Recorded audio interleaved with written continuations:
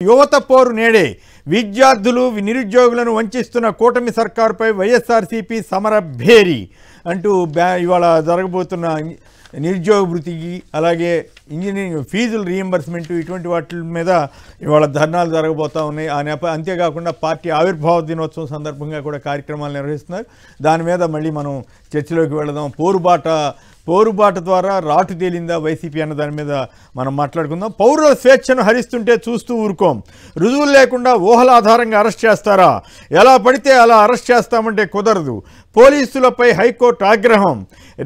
ఔత్శ్రీధర్ రెడ్డి కేసులో రిమాండ్ చట్టవిరుద్ధమని స్పష్టం చేసిన హైకోర్టు. అలాగే రీల్స్ పోస్ట్ చేయడం బలవంతపు వసూలా అంటూ సోషల్ మీడియా పోస్టులు బలవంతపు వసూళ్ల కిందకు వస్తాయా అని రిమాండ్ రిపోర్ట్లో ఎలా రాశారని ప్రశ్నించింది హైకోర్టు. మేజిస్ట్రేట్ రిమాండ్ రిపోర్ట్లోని అంశాలను క్షుణ్ణంగా పరిశీలించడం లేదని కూడా హైకోర్టు వ్యాఖ్యానించింది. ఈ మధ్యకాలంలో గౌరవ మేజిస్ట్రేట్లు పోలీసు వాళ్ళు అడగంగానే రిమాండ్ ఇచ్చేయటం అది దాని ఆనుపాలన సరిగా చూడలేదని హైకోర్టు అభిప్రాయపడినట్లుంది. పేదలకు ఇచ్చిన దాని మీద మళ్ళీ చర్చలోకి వెళదాం. పేదలకు ఇచ్చిన ఇళ్ల స్థలాల స్వాధీనం 50,000 మందికి ప్రత్యామ్నాయం చూపుతాం.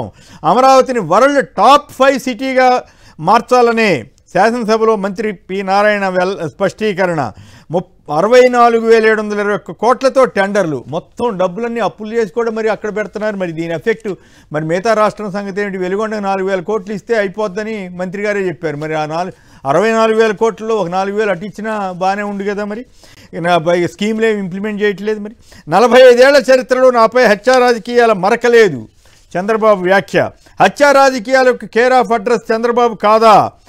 మరకల్లేవని బాబు చెప్పడం హాస్యాస్పదం అంటున్న విశ్లేషకులంటూ సాక్షి ఒక కథనాన్ని ఇచ్చింది. పేదలకు ఇచ్చిన ఇళ్ల స్థలాలు స్వాధీనం చేసుకుంటామంటూ రాజధానికి సంబంధించిన పేదలకు ఇచ్చిన స్థలాలను స్వాధీనం చేసుకుంటామని మంత్రి నారాయణ గారు చెబుతున్నారు. 50,000 మందికి ఇచ్చిన స్థలాలన్నీ వెనక్కి లాక్కుంటారట. పోసానిపై పైశాచికం. కేసులు బనాయించి విచారణ పేరుతో వేధించండి. పోలీసులకు చంద్రబాబు సర్కార్ ఆదేశం. పక్కా పన్నాగంతో 17 అక్రమ కేసులు. ఫలించిన న్యాయ పోరాటం. నేడు జైలు నుంచి విడుదలయ్యే అవకాశం. కదలిన డ్వాక్రా యానిమేటర్లు. కూటమి సర్కారుపై ఆగ్రహం. అప్పుడే మరో 9,000 కోట్ల రుణం తీసుకునేందుకు ఏపీఎండీసీకి ప్రభుత్వ అనుమతి. ఖనిజాభివృద్ధి సంస్థకి ఇప్పటికే ఏపీఎండీసీ ద్వారా 5,000 కోట్ల అప్పు. కార్పొరేషన్ల పేరుతో బడ్జెట్ బయట చేసిన అప్పులు 23,700 కోట్లు. అప్పుడు సంవత్సరానికి 60,000 కోట్లు కొన్ని సంవత్సరాలు అయితేనే కరోనాతో సహా అబ్బో ఇంకేముంది అప్పులని 14 లక్షల కోట్లని పచ్చి అబద్ధాలు చెప్పినట్టు మొన్న కేసు గారే ఒప్పుకున్నాడు కదా. అయినా ఇప్పుడు మళ్ళీ మరోవైపు చంద్రబాబు గారి ప్రభుత్వం ఒక ఏడాదిలోనే 1,50,000 కోట్లు అప్పులు దాటిచ్చేసిందని వార్తలు వస్తూ ఉన్నాయి కదా, లెక్కలు వస్తూ ఉన్నాయి. మరోవైపు మళ్ళీ బడ్జెట్తో పెట్టకుండా కార్పొరేషన్ల ద్వారా చేస్తున్న అప్పులు. నిబంధనల మేరకే పత్రికలకు ప్రకటనలు. అసెంబ్లీ సాక్షిగా వైఎస్ఆర్ కాంగ్రెస్ ప్రభుత్వ నిష్పాక్షికత మరోసారి తేటతెల్లమంటూ కూటమి నేతల దుష్ప్రచారం అనేది వెల్లడైంది.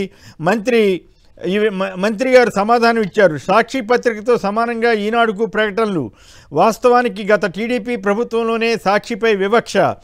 5 ఏళ్లలో ఈనాడుకు 121 కోట్లు, సాక్షికి 30 కోట్లు అంటూ కథనాన్ని ఇచ్చే అసెంబ్లీ సమాధానం ఆధారంగా వార్తనిచ్చారు. 3.5 ఏళ్లలో ఈనాడుకు 243 కోట్లు విలువైన ప్రకటనలు జగన్ గారి ప్రభుత్వంలో ఇచ్చినా కూడా పచ్చబద్దాలు ఆ రోజుల్లో ప్రచారం చేశారు. మద్యం విక్రయాలపై సిట్ వేస్తే తాడేపల్లిలో రికార్డులు దగ్ధం అంట. ఆ మంత్రి గారు ఏం సమాధానం చెప్పాడో కానీ వీళ్ళు మాత్రం ఇట్లాంటి అబద్ధపు వార్తల్ని అబద్ధం అని తెలిసి కూడా అది అక్కడ నిజంగా జరిగి ఉంటే ఈ వాస్తవమా కాదనేది అందరికీ తెలుసు. ఫైళ్ళు అక్కడ ఎట్లా ఉంటాయి అసలు? పైగా వాళ్ళంతా కంప్యూటర్ యుగం వచ్చేసింది, కంప్యూటర్లోనే అన్నీ ఉంటాయి కదా. ఫైళ్ళు దగ్ధం అయిపోయినాయి, రికార్డులు దగ్ధం అని మంత్రి గారు ఏదో చెప్పారంటే వీళ్ళు పెద్ద ఎడ్డింగ్ పెట్టుకుని ఆనందపడ్డారు. దీని మీద మాట్లాడిద్దాం. అలాగే 37,000 కోట్లతో పనులకు సిఆర్డీఏ అథారిటీ ఆమోదం అంట. 3 కేటగిరీలుగా ఎస్సీల వర్గీకరణ. పాక్లో రైల్వే హైజాక్ చేశారు. బలూచ్ మిలిటెంట్ల కాల్పులు. 30 మంది భద్రతా సిబ్బంది మృతి. రాజకీయాల ముసుగులో నేరాలను ఉపేక్షించమంట. మరి రాజకీయాల ముసుగులో ఎవరు చేస్తున్నారో ఏంటో తెలియదు. ఆడుదాం అవినీతిపై ఏసీబీ విచారణ. నిన్నే మంత్రి గారు సమాధానం ఇచ్చారు. దానికి పోటీగా మళ్ళీ వీళ్ళు ఒక వార్త రాశారు. అంటే వీళ్ళకి నచ్చలేదనుకోండి ఏదో ఒకటి వేసేయటమే మళ్ళీ ఏసీబీ విచారణ చేయబోతుందని. మంత్రి గారు ఏం చెప్పారు? ఆడుదాం ఆంధ్రలో అవినీతి ఉన్నట్లు లేదని వార్త వచ్చింది కదా నిన్న. అవినీతి లేదంట్లు, తప్పు చేస్తే తాట తీస్తాం. ఏం సాధిస్తారు? హైకోర్టు వాళ్ళు మీ రెడ్ బుక్ రాజ్యాంగానికి బ్రేక్ వేశారు. అయ్యా పవన్ కళ్యాణ్ గారు, మీకు జనం విజ్ఞప్తి చేస్తున్నారు, మొత్తం ఈనాడు వాళ్ళు కూడా చూడాలి, ఈ రోడ్లన్నీ బ్రహ్మాండం అయిపోయినాయని చెప్తున్నారు కదా, అప్పుడంతా అసలు ఏమీ బాగోలేదని అబద్ధాలు ప్రచారం చేశారు కదా. ఇప్పుడు చూడండి, పవన్ కళ్యాణ్ గారికి వీళ్ళు విజ్ఞప్తి చేస్తున్నారు, మా స్కూల్కి వెళ్ళి చదువుకోవాల్సిన మాకు రోడ్డు వేయించండి సార్ అంటూ విద్యార్థులు మట్టి రోడ్డుపై కూర్చుని సోమవారం నిరసన తెలిపారు. ఎక్కడ ఇది? అనంతపురం జిల్లా బొమ్మలహల్ మండలం